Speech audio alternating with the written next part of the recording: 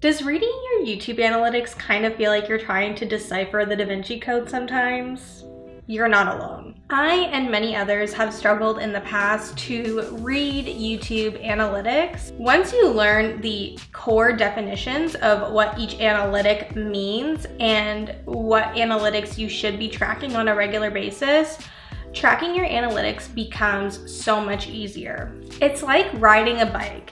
The more you do it, the more easier and comfortable and second nature reading your analytics becomes, which is really important because being able to read your analytics is honestly the key to growing your YouTube channel. Once you can read your analytics, that will help you to decipher what is and isn't working on your channel, what things you can improve, whether that's on the marketing side, video editing side, or even the filming side.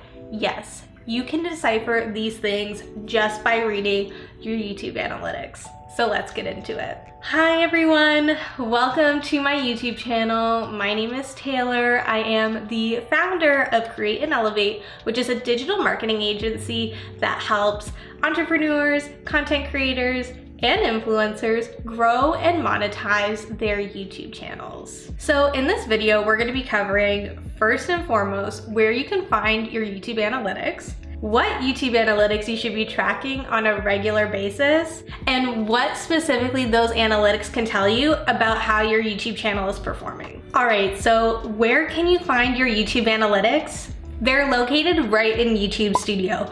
YouTube makes it so easy to access your analytics. You can find your YouTube analytics on the left side of the control panel in YouTube Studio. There's actually a separate analytics tab that you can pull up, and it shows you the analytics of your entire channel overview as a whole. If you want to dive deeper into that, you could always click into advanced mode, but for the sake of this video, we're just going over the bare essentials for beginners. Not only can you track the analytics of your YouTube channel as a whole, but you can also track the analytics on each individual video, which is so important.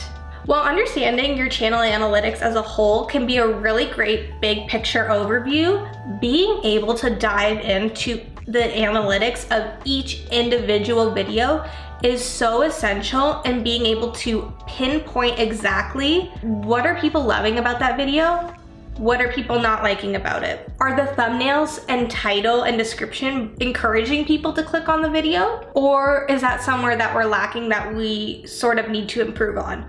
You can decipher all kinds of things by looking at the channel analytics of each individual YouTube video. You could get so specific and draw some really good inferences as to why your video either is or isn't performing as you expected. So what analytics should you track? Well, there really is no right or wrong answer to this, and it really depends on your goals.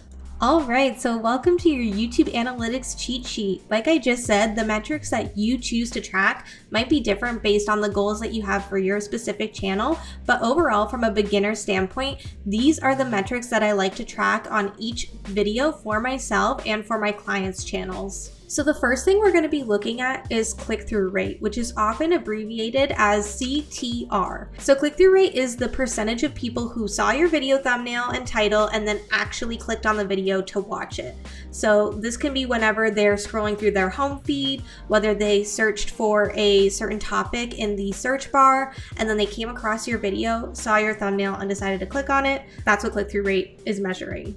This is really great for tracking how well your videos convert based on the thumbnail and the title, because that's really the main thing that's going to encourage people to click on your video in the first place. So you really want to make sure that you're getting it right and you've got a solid strategy when it comes to your thumbnail creation and deciding what your titles are going to be for your videos. The second metric that I like to track is the average percentage viewed. So this is the average percentage of the total video that people ended up watching.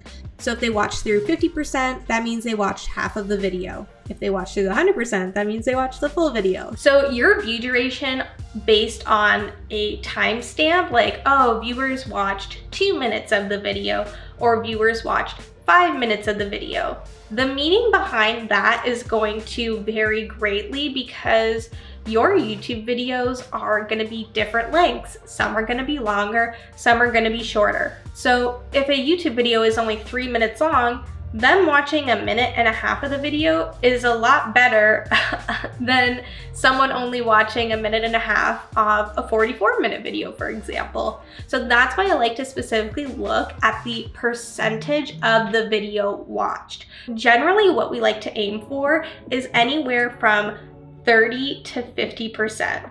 40 to 50%, you are killing it. But still anywhere from 30 to 40% is really, really good because people have really short attention spans. So if you can keep viewers engaged on your video for at least half of it, you are doing everything right. The next metric we're looking at is the traffic source, which is basically where your video traffic is coming from. Did they find your video through YouTube search? Did they find it on their channel homepage? Did they come across it on Instagram, Pinterest, Google search? Your traffic source basically pinpoints exactly where your traffic is coming from and gives you a percentage of how much traffic is coming from each specific section.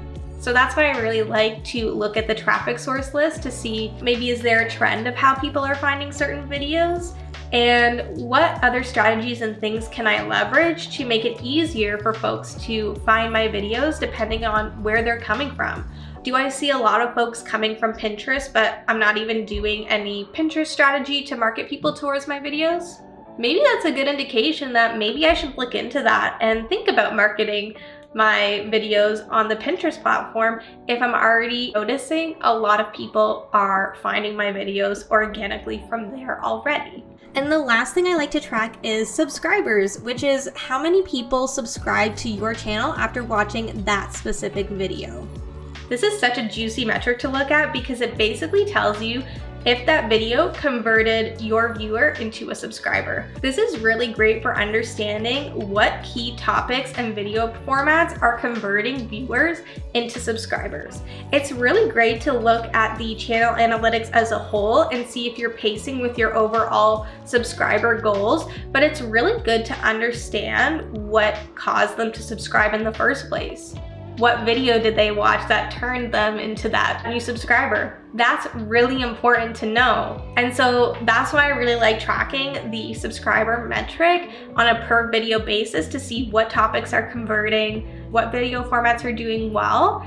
And I like to take that information and repurpose it into future videos to hopefully convert more people into subscribers. All right, now let's go into what your YouTube analytics can actually tell you about how your channel is performing.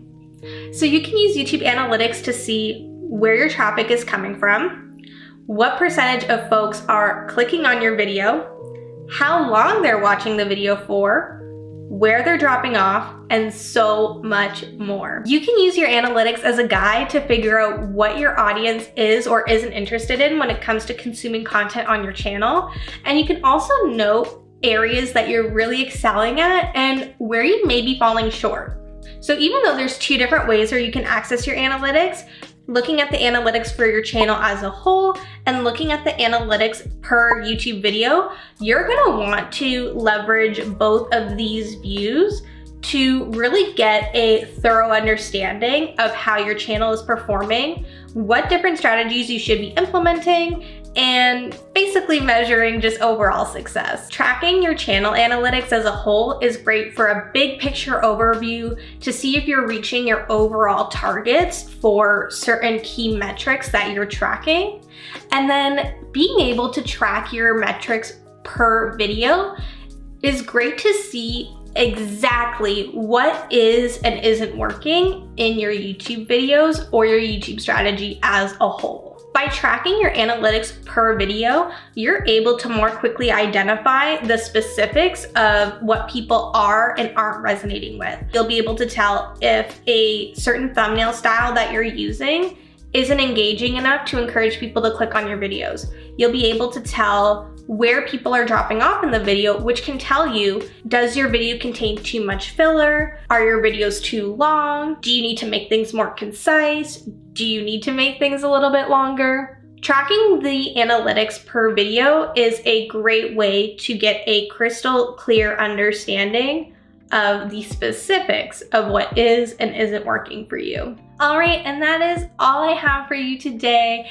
If you liked this video and got value from it, please make sure to hit the like button, subscribe to the channel, and turn on that notification bell so that you don't miss a future upload. And make sure you leave me a comment down below letting me know how you like this video and what YouTube analytics you like to track on a week-to-week basis, month-to-month basis, or just on a big picture basis.